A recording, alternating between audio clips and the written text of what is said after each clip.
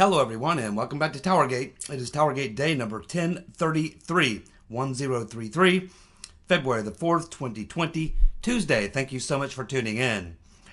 Alrighty, boy, I gotta tell you something before I even get started today. You guys would not believe the amount of time and effort that I put into trying to find anything about the Durham investigation and what's going on. I gotta say, that guy runs a very, very, very tight ship. No leaks. Nothing. You can find nothing. So it is very, very difficult. But anyway, I give it hell every day anyway. There's actually a story I've been trying to follow for about 2 or 3 days now. It popped up last week. The story basically is that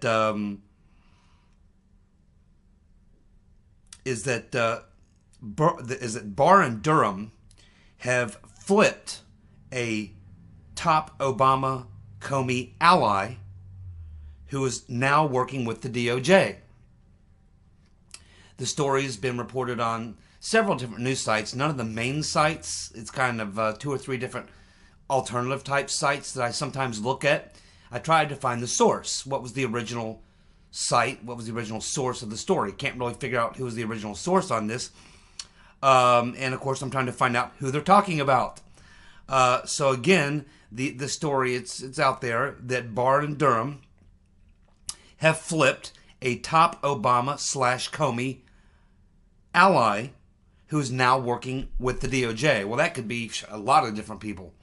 I wouldn't even want to speculate because it could be so many different people. And I would think that they probably turned several people at this time. It's just funny that they call them an Obama Comey ally. Obama Comey ally. Huh. That's interesting. So I don't know. I can't even find the original source of the story. I can't find even the original story where it popped up first. And I have no idea who they're talking about. And again, trying to find out anything about the Durham investigation is nearly impossible. I mean, there just are no leaks at all that come out of that investigation. You don't find nothing. I try every possible angle I can, and it just isn't there. We know a lot of things are happening, but there's just none of it gets out. So it's just so much different than when the Mueller witch hunt was going on. I mean, my God, every day during the Mueller witch hunt, there was just tons of stuff just being dumped, just literally being dumped. And you could fill up a 2-hour podcast in 10 minutes of research. You could fill up 2 hours worth of get 2 hours worth of material just from the stuff that was being dumped by the Mueller team every day. Nothing with the Durham investigation, but we certainly know there are things going on. We know it's a criminal investigation. We know it's been expanded. We know that Barr and Durham are apparently putting people in place for what looks like something that they're getting ready to do. We know that there have been multiple criminal referrals turned over to them, including the most obvious one is the Kevin Kleinsmith one, which, we know there have been crimes committed. Barr has said so.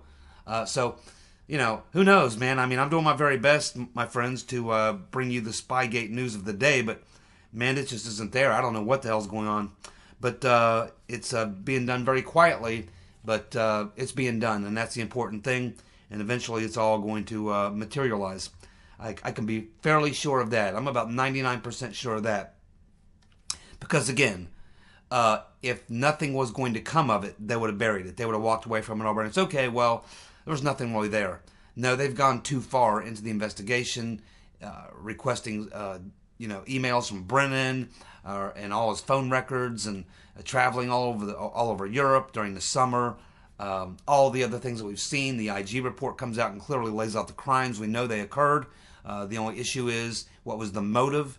And I think we all know that. Was it political? Was it not political? Barr's already said it was political. So, it's just frustrating sometimes when you're trying to follow a story and you really can't get any information other than just what kind of seeps out here and there. So, anyway, working on that, but that's what we've got now. Obviously, some of the biggest news of the last couple of weeks has had to do with impeachment. which thank God it's over, or at least was the impeachment number one. There will be most likely impeachment number two, because the demo commies are just not going to stop. Okay, like I said, as soon as the Mueller witch hunt ended, the very next day we got the Ukraine, fake news story, and as soon as this impeachment is finalized on Wednesday, I expect Thursday that they'll drop something else, and when that's over, they'll do something else, and when that's over, they'll do something else. I think they probably have a list of things that they'll just go from one to the next to the next to the next. I don't think it will ever end. I really don't. And as long as the Democrats control one of the houses of Congress, they control the committees, they control what they're doing. So, unless we can win back the House and hold on to the Senate, you can expect the second term of Trump will be much the same. That's why it's really important to win back the House and hold on to the Senate in 2020. And I believe we will. And now, of course, with the primaries beginning, of course, there is no Republican primary. Trump doesn't have any real serious challenger. There's no the party itself is not going to put on any type of a primary. You still have a couple weirdos out there, I guess. But Doug Weld, what's his name? Weld. He's still, he thinks there was a primary, but there isn't one. So all the eyes are now still on the Democratic, excuse me, on the Democratic primary. And of course, by the time you watch this video, we'll probably have the results in from the first primary, which is actually a caucus, and that's of course in Iowa, the Hawkeye they call it. Now, caucuses are not like primaries; they're weird. They take multiple votes. You fill out who's your first choice, your second choice, your third choice, and then they have a vote on that, and then they have other votes, and it has a lot to do with, you got to bring your people out. Your people have to physically be there. It's not like they call it in or mail it in or go punch a thing or whatever. No, it's physical people on the ground that go to caucus, and they have these multiple votes. And so caucuses are a little tricky. The person who wins a caucus may not necessarily be the person who would have won a straight primary or a straight up vote. And so things work a little differently. So it's really hard. But obviously, the last few days we've been hearing that Bernie is likely going to win, and that Biden has slipped into fourth. But again, it's a caucus, so Biden could have slipped to fourth, but he could still win or come in second or third in a caucus, just because of the way it goes down. But generally speaking, you can assume in most cases that the person or persons who will do the best in the caucus are the people who have the most on-the-ground supporters, the most loyal on-the-ground supporters, because they actually have to go to a place and caucus. So, if you have to pay people to go out or come around and get a bus to pick them up and take them or whatever, those people are probably not going to be as motivated as the hardcore types who will be there, drive themselves there, grab a carload of friends, and get there 2 hours early. It's generally the ones who have the most motivated supporters are generally the ones who will do the best in a caucus. And of course, we know just with the reports coming out of Iowa that the two campaigns with the most on-the-ground support appear to be Bernie by far number one, and Hiawatha, Elizabeth Warren. They appear to have the most on-the-ground support. They're the ones who have the most people come out to listen to them speak. So that a lot of time is an indicator. So you could actually have Bernie do very well and win. You could have Warren actually end up coming in second, because she also has pretty good ground support, ground game there. She's put a lot into Iowa. And then you could have the rest of them fall well below.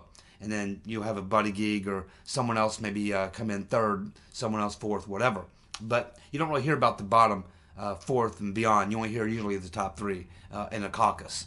So I think that the safe money, if you're a betting man, the safe money is probably that you're going to get Sanders winning the caucus. And probably, I think it's a safe bet. Maybe you'll get Warren, but I think it might be reasonable to assume that Biden will be the default, because they'll have multiple votes, and at some point the default guy will fit into that equation somewhere. So you could have a like a Sanders-Warren-Biden or a Sanders-Biden-Warren or something like that. So even though Biden has slipped to fourth in terms of polling in a caucus, he might actually do a little better because of the way the voting occurs and all that kind of thing. So, but I wouldn't be surprised to see him place, out of the top three. We won't know in a caucus. You only get the top three. They're not going to set, if there's 6 people in the race, they're not going to give us 1 through 6. You're going to get 1 through 3, and that's it. We'll never know. If Biden doesn't come in the top 3, we'll never know how far out he was. Same with Warren. If she doesn't come in the top 3, we won't really know how far out the top 3 she was. So, again, I don't think you can, and remember, Iowa is a tiny, tiny little amount of delegates. It's not in the delegate picture, it's not meaningful. The reason that Iowa is important is because it has to do with fundraising, it has to do with momentum and things like that. So it's important in terms of momentum and where people might choose to go with fundraising money, but it's not important in terms of delegates. And because it's a caucus, it's not necessarily a good gauge of what you can expect in primary states or what you can expect on a big primary day like Super Tuesday or something like that. So it will be interesting to see who wins that. I think it'll probably end up being Bernie. We know Bernie's going to win New Hampshire. It appears that he's doing pretty well in Nevada as well. And of course, we are hearing that Biden is slipping in South Carolina. Bloomberg seems to be making a little bit of a push. So, it's still up in the air. We don't know.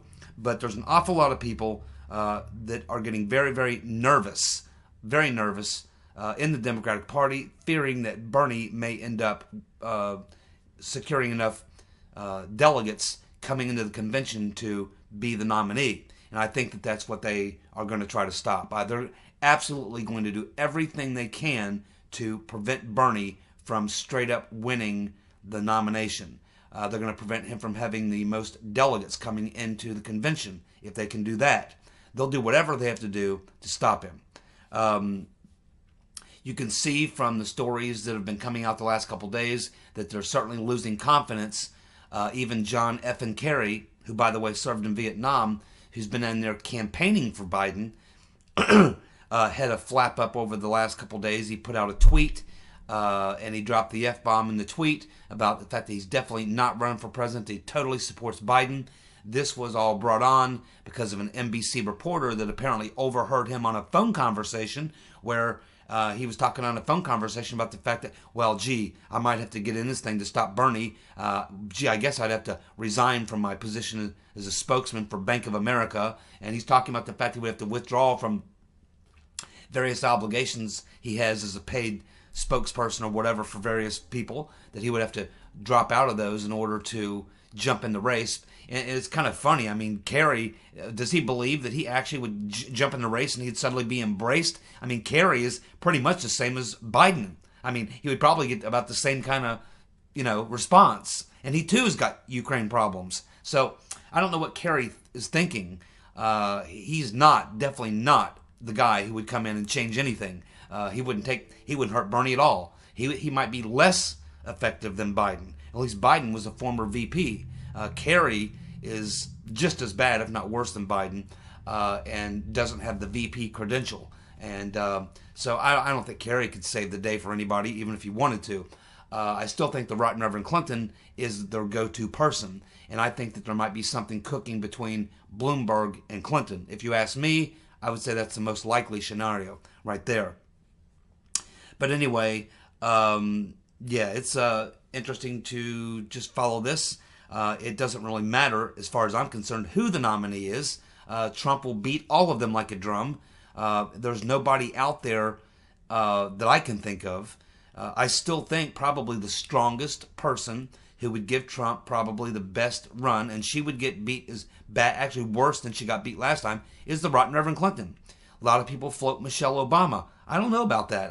Obama is not looked at nearly in the same way that he was by a lot in the current Democratic Party as he was when he was president. Obama's not very popular with the Bernie Bros and some on the far left progressives. They don't see Obama as this great president. They thought he was a fail in a lot of ways. So I don't know that the Obamas are necessarily the saviors either, and I don't think Michelle Obama could beat Trump either.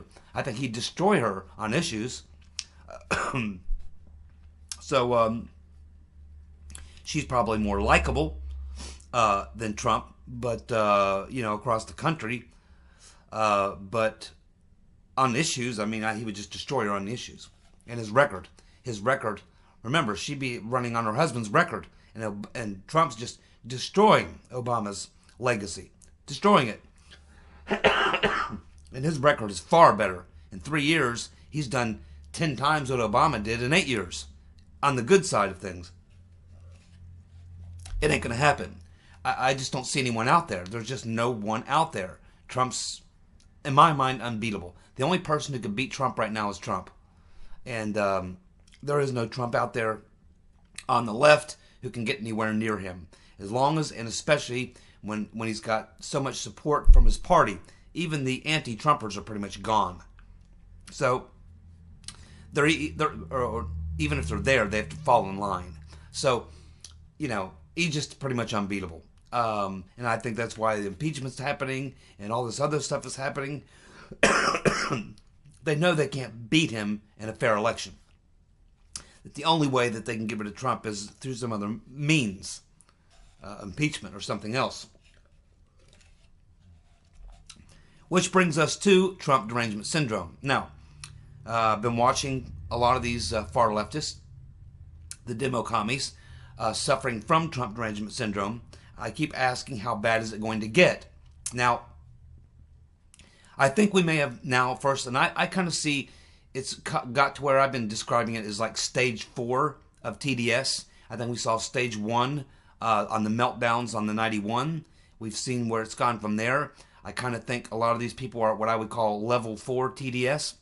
But now I think we've seen our first case of level 5 Trump derangement syndrome, and that appears to be the bug-eyed fool.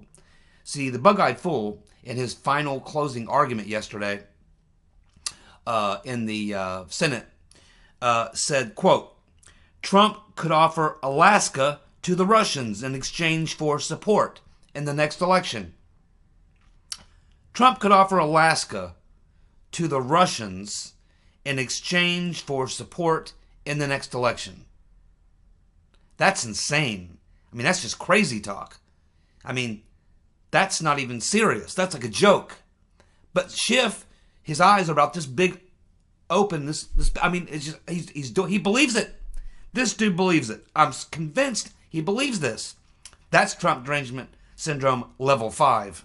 Believe me. He also said in the same speech, in his final statement, that Trump may even choose to move to Mar-a-Lago permanently and let Jared Kushner run the country, delegating him the decision whether they go to war. Whether they go to war. Who the hell's he talking about? War with who? With what? Over what? And who's they? Trump derangement syndrome, stage 5. I think we've got our first case. The bug-eyed fool, the pencil neck geek, Adam Schiff, may be the first visible person I've seen to display stage 5 tendencies of Trump derangement syndrome or Trump anxiety disorder, whatever you want to call it. Clearly, there's something wrong here with this guy's cranium. Something going on here with the bug-eyed fool. These are not the words of a sane person. Now, maybe he should go get a checkup from a psychiatrist or something. Maybe he's insane. I don't know. But I think it's probably has to do with Trump derangement syndrome. That's bad news right there. The fact that he's seriously standing there on the Senate floor in an impeachment final argument and saying these types of things is crazy. I mean, that's just crazy. Well, we have Greta being nominated for a Nobel Peace Prize. Greta nominated for a Nobel Peace Prize. What exactly did she do to bring about some peace somewhere?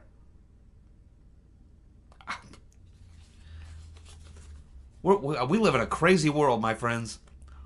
A crazy world. The Biden gaffes of the day, let's go ahead and cover those. There was two main ones I think I wrote down.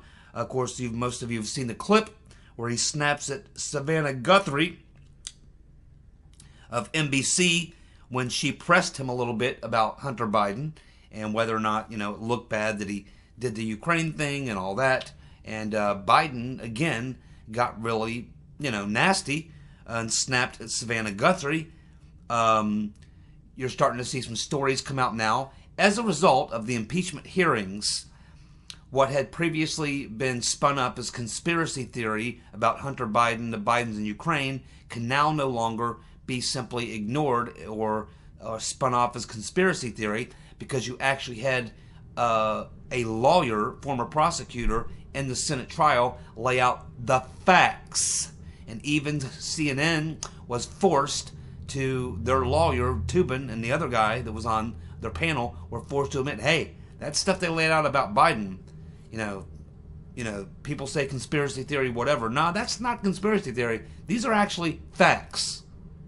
And that's a problem. So the impeachment may have done more. It really didn't hurt Trump at all. He actually gained from it. He raised a lot of money. His approval went up 4 or 5 points. He did great through the impeachment. It seems to have done far more damage to Biden than it has to Trump. We also have Biden, another creepy moment, kisses his granddaughter, who's 19 years old. Kisses his 19-year-old granddaughter on the lips. And that's just creepy, man. Just creepy. You don't kiss your sister, mother, father, brothers, cousins, grandkids. You don't kiss these people on the lips. Normal people do not do that. That's very, very creepy. It's like, ugh. But he did in front of a room full of people. It's just got to freak people out. I mean, if you're watching that, you got to go, oh my God. He just gave her a big old, wet one on the lips. I mean, the Bidens are some strange people, man. I got to tell you. That's a strange group of folks right there. Even his wife is kind of wacko. Kids are nuts. I mean, that whole family is just, I don't know. There's something going on with that group. We have Chris Matthews saying that he sees no one who can beat Trump. Well, Chris is right. There is no one in the Democrat field who can beat Trump. He says Bernie will win big in Iowa. Well, maybe. I don't know if Chris has been in Iowa. I have not. The only way you would know that is if you were in Iowa and see what's going on the ground. Because caucuses are about what's going on the ground, not about the votes that you see in the polls and stuff like that. You can throw all that stuff out in a caucus. So I don't know if Matthews has been there, but I'll take his word for it. But he's absolutely 100% right that there's no one in the field who can beat Trump. Correct. We have Trump doing an interview with Sean Hannity where he describes Bernie as he used the C word, communist. That's right, communist. For the longest time I said, the Republicans are simply going to turn this election into a capitalist versus socialist. But now, I think there's a very good argument to be made. Why bother to use the term socialist? Just go full-blown communist, because that's essentially what they are. To me, there's not a big difference. I don't see a big difference between the socialist and a communist. They're both collectivists. Whether it's Marxism or whatever type of leftist system you want to talk about, it's pretty much, to me, communism. It's communism versus capitalism. And socialism is kind of like, you could say that Social Security is a socialist system. You could look at a lot of things in our system here in America and say it's socialism, and it to a degree it is. And that's not what Bernie's pushing. What Bernie's pushing is a lot of communism. So I'm happy to hear Trump describe it exactly for what it is. That's why I call Commie Bernie, Commie Bernie. Trump is now at 51% approval with black/Hispanic suburban voters. Now he's up to 51% approval. Now that doesn't mean that 51% of blacks, Hispanic suburban voters will vote for Trump, but it means that 51% are now saying that they approve of the job he's doing. That doesn't mean they'll vote for him, but it means they approve of the job he's doing. And that is extraordinary to see a number that high with black and Hispanic suburban voters, because these are the very people that we were told would not vote for Trump. That's what the media was saying. Well, the suburban housewives, oh, they won't vote for Trump. The suburban types won't vote for Trump. It's only the yahoos in the coal regions of West Virginia. It's only the yahoos in the southern valley of Ohio. It's only the hillbillies. It's only people who lost their jobs in the Rust Belt. No, the suburban types. No. They're too educated. They're too well informed. They watch us. They won't vote for Trump. Well, guess what? Not only will they vote for Trump, but they, not just white ones, but black and Hispanic ones in suburban areas will vote for Trump. At 51% approval, doesn't mean all 51% will vote for Trump, but it means some of them will, probably at least half. And if Trump gets 25.5% of the black and Hispanic vote in suburban areas, he will win in a gigantic landslide, electoral college landslide. It will be 400 electoral college points, probably 40 states, maybe 42, 43 states. Well, we have Jerry Nadler, the Penguin, scheduling the FBI oversight hearing the same day as the impeachment vote. And he'll be calling in Christopher No Shit Sherlock Ray. Well, this is typical, exactly what you'd expect from the Penguin. Now, why is that? Well, because the Penguin doesn't want anyone paying attention to Christopher No Shit Sherlock Ray when the Republican members on that committee, such as Jordan and Meadows and others, start asking Christopher No Shit Sherlock Ray questions about what was learned in the IG report about the abuses by the FBI against the Trump campaign. No, Nadler doesn't want you to hear about that. So that's why he's scheduling the hearings on the same day as the impeachment vote. But he probably doesn't want you to hear about that either. It's just going to be a bad day for the Penguin.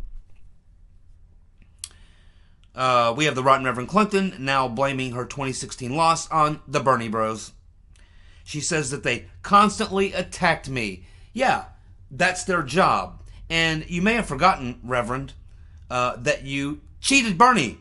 You got caught cheating Bernie. Now, if you get caught cheating your opponent, don't you think that his opponents are going to be, or his supporters are going to be coming after you on Twitter and Facebook? I'm pretty sure. What if Bernie had been caught cheating on the Rotten Reverend Clinton? What do you think the Clinton cultist would have been saying about Bernie and his people? You see, the Rotten Reverend Clinton is delusional. She also said, quote, there was no question about who was going to be the nominee. Really? There was no question about who was going to be the nominee. Really? Huh. There was no question, really. I was questioning it because I was watching Bernie. Now, I realize he didn't do very well in the South and the Southwest, but had he not been cheated out of California, and I think had they had a fair primary in California, he would have went into the convention with about the same amount of delegates the Rotten Reverend Clinton had. It would look like about a dead heat to me. It wasn't clear, and as far as there was no question about who was going to be the nominee, there was a lot of question who was going to be the nominee. It was a battle, and that's with them cheating Bernie. In a fair competition, Bernie might have beat her.